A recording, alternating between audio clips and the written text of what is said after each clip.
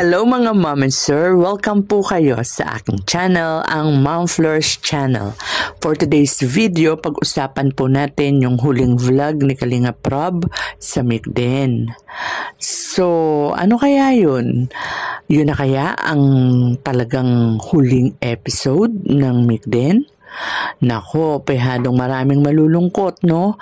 Kasi kahit sabihin natin na mataas talaga yung views ng Mikris kumpara sa Migden, pero pagka nakikita naman po natin yung mga resulta ng mga survey, ang mataas naman po ay ang Migden kumpara sa Mikris. Kasi di ba nagpa-survey din po si Sir Julay Paunil, mas mataas po no ang porsyento ng Migden kaysa sa pumapabor sa Mikris. Doon po sa second channel ni Kalinga Prab, yung Rab Matubang Vlogs, may pa-survey din po, Team Biik versus Team Hamag. Mas mataas din po yung Team Hamag. Tapos may mga ibang kasamahan tayong reactor na ganyan din po, nag-survey din po sila. Mataas din po, mas mataas din po ang Migden kaysa sa Mikris.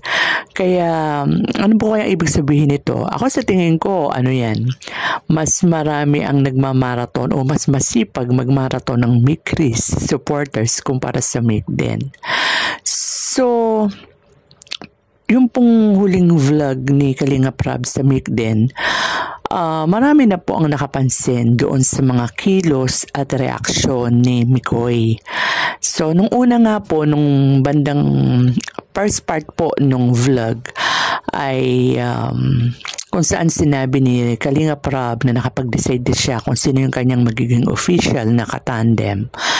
At nung binanggit nga ni Kalinga Prab na si Eden, kinakitaan ng lungkot no si Mikoy kahit na tumatawa siya, nagpipiling masaya siya. Kita mo daw sa galawan ni Mikoy na malungkot siya.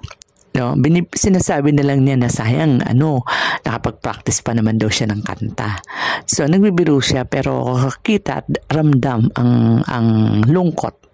Kahit na nung sila na ni Eden nung iniwan na sila ni Kalinga Prab, pa rin, parang iba na yung galawan niya ni Mikoy. Although nagbibiro pa rin siya, pero iba kumpara nung sa first vlog na talagang kitang-kita mo na hindi put on lang yung kanyang pagiging jolly, yung kanyang pagiging masaya. Sayang nga itong huling vlog ng Migden parang na si Eden no? Parang mas madaldal na siya compared dun sa mga ibang vlog ni Eden na patawa-tawa lang, tahimik siya. Dito sa huling vlog madaldal na siya. Kahit si Kalingap Mikoy napansin na nagsasalita na, mas nagsasalita na si Eden. So, ang saya pa naman itong vlog na ito kasi sa kauna-unahang pagkakataon ay nabiyayaan si Eden ng isang brand new laptop na latest pa raw ang model, sabi, di ba? So, mangyak-ngyak nga si Eden nung tinatanggap yan.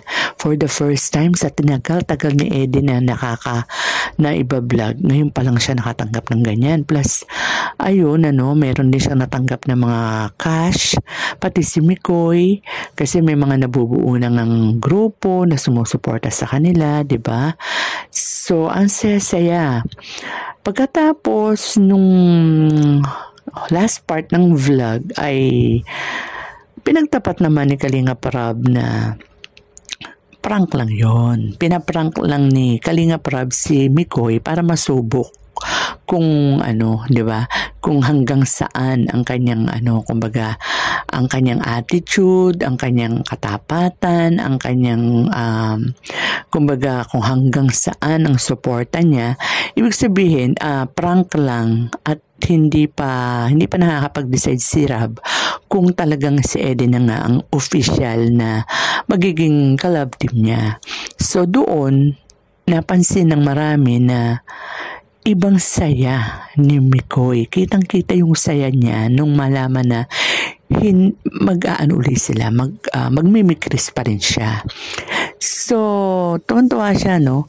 And nung unang part naman, kitang-kita yung lungkot. Kaya parang sabi ng mga Mick din, ako, ano ba yan, kahit hindi magsalita si Mikoy, ay parang kung halimbawang tatanungin siya kung sino yung, kung talagang papipiliin na siya, darating na yung oras na talagang papipiliin na siya kung Krista o si Eden, mukhang alam na raw kung sino ang pipiliin.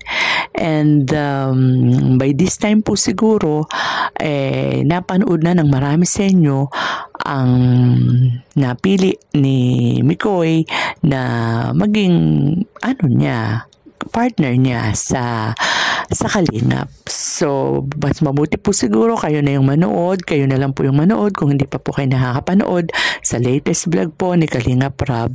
Meron na pong Mikris at dyan po ay matutunghayaan na natin kung sino ang napili ni Mikoy at yung mga reason niya kung bakit siya na nga ang napili ni Mikoy, no? Si Krista.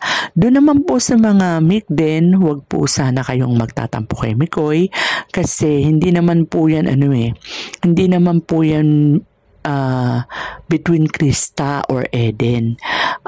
Sabihin na lang natin na siguro yung content, no, ang pinili ni Mikoy kasi pag si Krista kasi napaka-light lang ng kanilang vlog, diba? Kasi parang ang saya at saka yung kantahan. Tsaka kasi pag ang pinili niya si Eden, baka hindi na siya makakanta.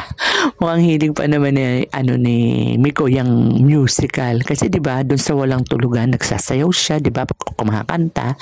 So yun siguro yung mamimiss niya, hindi naman yung si Krista o hindi naman si Eden. Kasi diba nga, sabi niya, pag nagla-live siya, kung siya talaga yung tatanungin niya, wala talaga siyang pipiliin between kay Krista at saka kay Eden, no? Dahil ang gusto lang niya ay makatulong pareho sa dalawa at syempre, ang talagang susundin niya ay kung ano yung desisyon ni Kalingap Rob.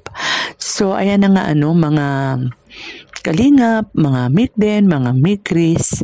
Ang importante naman ay yung napapasaya tayo at saka natutulungan ang mga beneficiary o yung mga nangangailangan ng tulong.